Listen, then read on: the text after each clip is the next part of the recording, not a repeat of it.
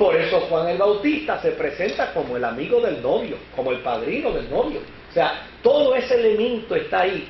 Claro, nosotros no tenemos aquí, pues tendríamos que desarrollar un elemento de planteamiento escatológico, y yo siempre le he oído a eso porque la escatología tiene distintas escuelas, y cuando uno empieza a tocar las escuelas empieza a pisar callos, y al pisar los callos la gente empieza a protestar, y a veces el milenio y el Armagedón se forman en el estudio bíblico en lo que llega.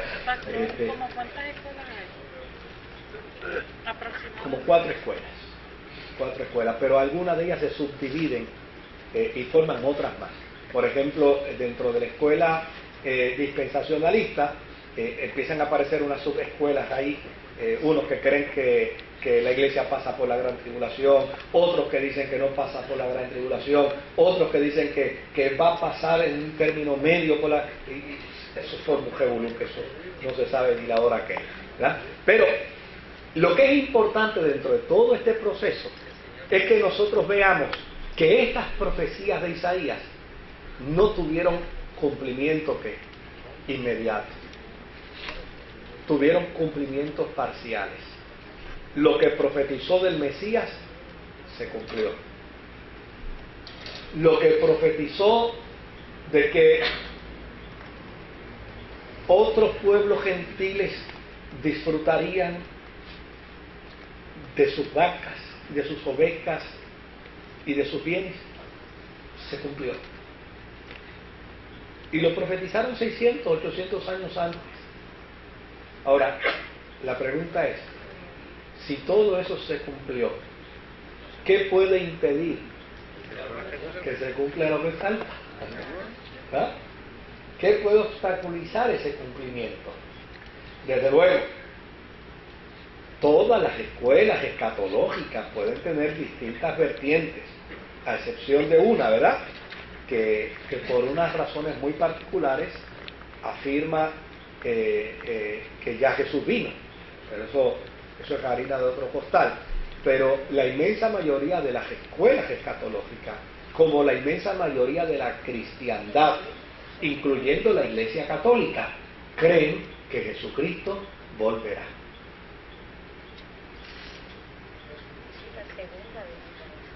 Creen en la segunda venida del Señor.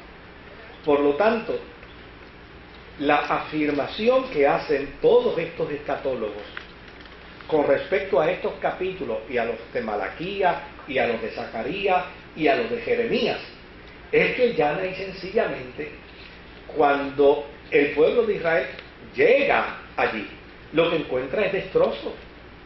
Pero los destrozos quieren decir que ya Dios terminó con ellos, que el propósito de Dios se acabó. No.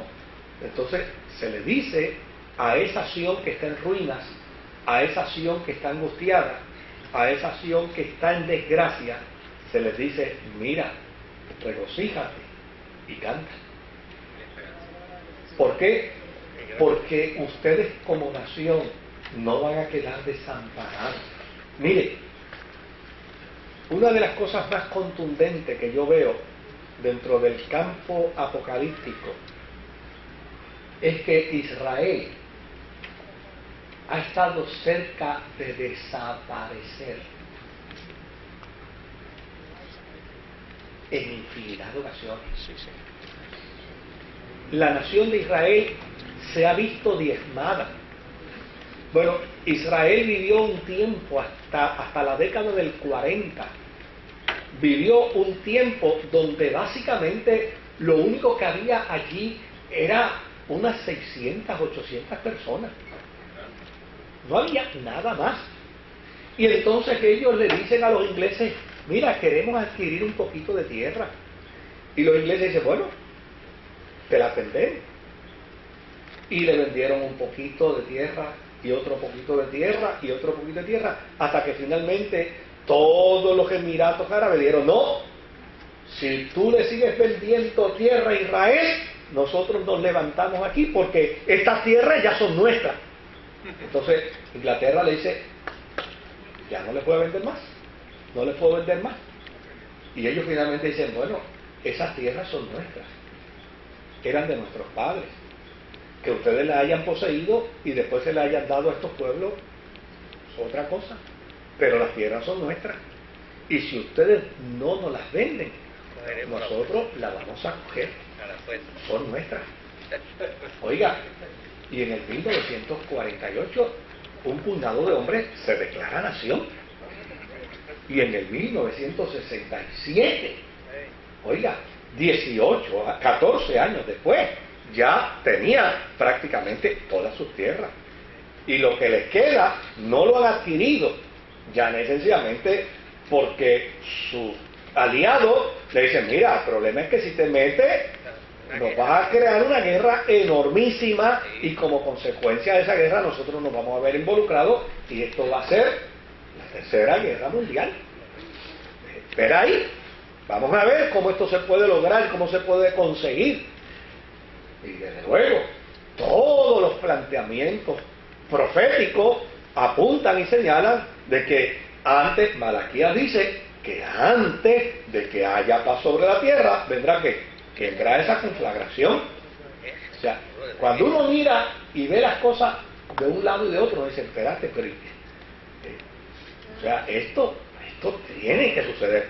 Claro, dentro del campo de la escatología, una de las cosas más hermosas que se va a postular y que se va a afirmar es que como la iglesia es un misterio, como la iglesia es un elemento de injerto, ¿verdad?, del olivo al olivo, pues llana y sencillamente en un momento dado la iglesia culminará su función y culminará su rol.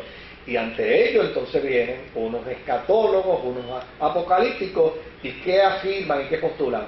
Pues como consecuencia de eso es que la iglesia se va con el Señor. La iglesia parte a la eternidad, porque para Dios tratar con Israel, primero tiene que manejar ¿qué? Finalizar el proceso con la iglesia. Pero lo que es interesante, querido, es que tal vez las escuelas escatológicas, cada una tenga un poco de la verdad, y tal vez ninguna la tenga toda.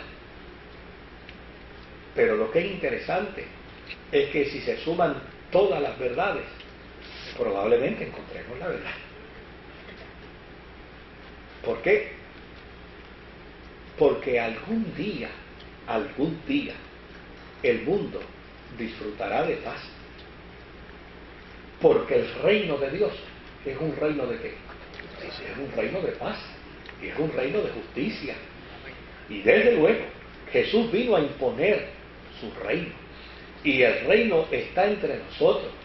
Y desde luego, algún día, puede ser mañana, puede ser hoy, algún día, el mundo vivirá la paz del reino de Dios. De hecho, hay profetas que encontramos aquí que dicen, habrá tanta paz que el león jugará con el cordero, en una metáfora. Imagínense un león jugando con una ovejita. Significando qué cosa, habrá una época de paz total y absoluta. Y desde luego los escatólogos dicen, pues esa es la época milenial. Y yo no quiero entrar en ese detalle, porque si yo entro en ese detalle, yo sé que algunos de ustedes van a afinar, van a apuntar sus lanzas, pues de acuerdo a las escuelas donde se identifican. Y una de las cosas con las que yo no quiero pelear es con las escuelas escatológicas, porque yo tengo convicción de que ninguna tiene el sartén de la verdad agarrado por el mango. Ahora, todas proclaman una gran verdad: el que ha de venir, vendrá. Discúlpame que yo te dejé ahí. Dijo que Israel tenía el ejército más grande. Sí. Que los musulmanes y los árabes que nacen en Israel son ciudadanos israelíes, pero no se les permite servir en el ejército. Sí. Por eso usted nunca oye nada de el ejército israelí. Mire, es interesante. Aquí hay una querida hermana hoy que fue a un viaje conmigo a Israel. Y el hijo me dijo, tú me la cuidas como me la tienes que cuidar. Me dio un celular.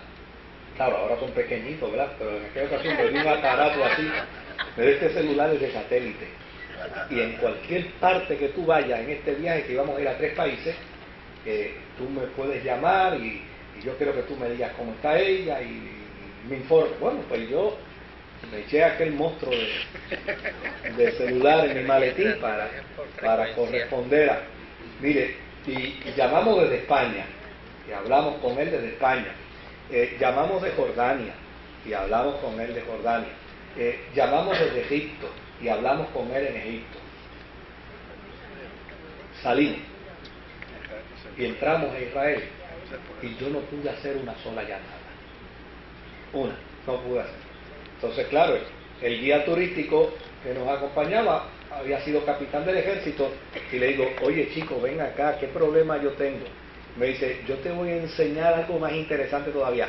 Cuando vayamos al territorio palestino, vas a ver que tú pasando a un pie, tú podrás llamar, pero entrándote a un pie para acá adentro, no lo podrás hacer.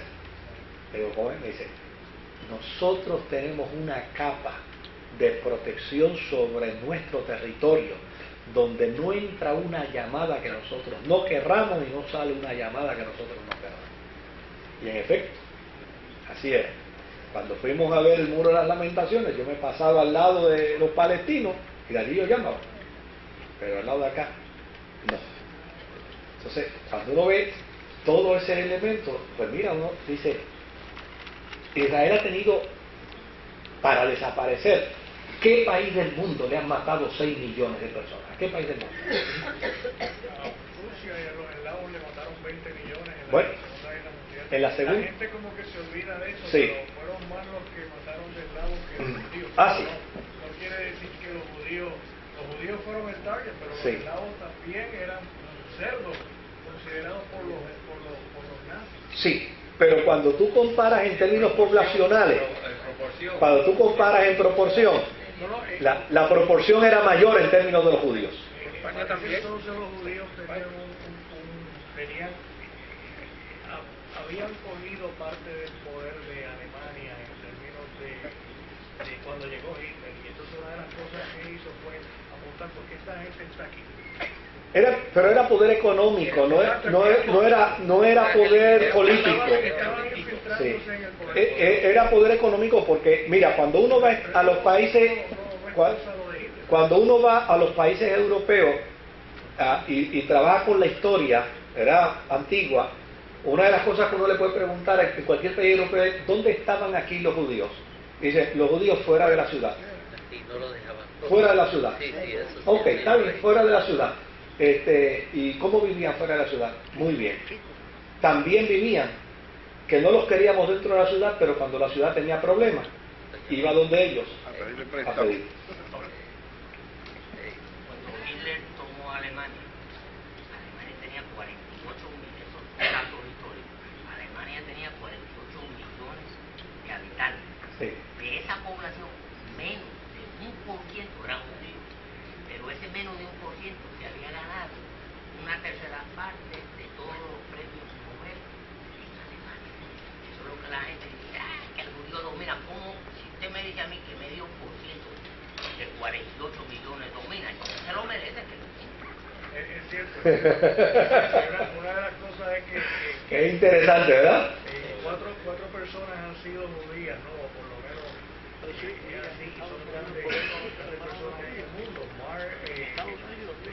Cristo, Einstein, Freud, y incluso Marx era judío también. Sí, lo digo. Que personas que han hecho cambios en la historia han sido judíos, pero ¿por qué judíos? Y posiblemente porque han tenido que soportar tanto abuso de todas las demás naciones que se han mantenido juntas por una misma religión. Sí, sí. Es el único pueblo que se ha mantenido junto indistintamente. Una pregunta aquí. Una pregunta, sí, ya me invito. Paso contigo. ¿Cuál de las escuelas escatológicas que he oído hablar habla de un ejército de 200 millones que irá contra Israel? Bueno, es escatológica, es de la escuela, todas las escuelas escatológicas lo plantean, sí. Que hay un país que tiene y lo- 200 millones de y ejército. lo postulan, sí. Lo que pasa es que dice que será en el Armagedón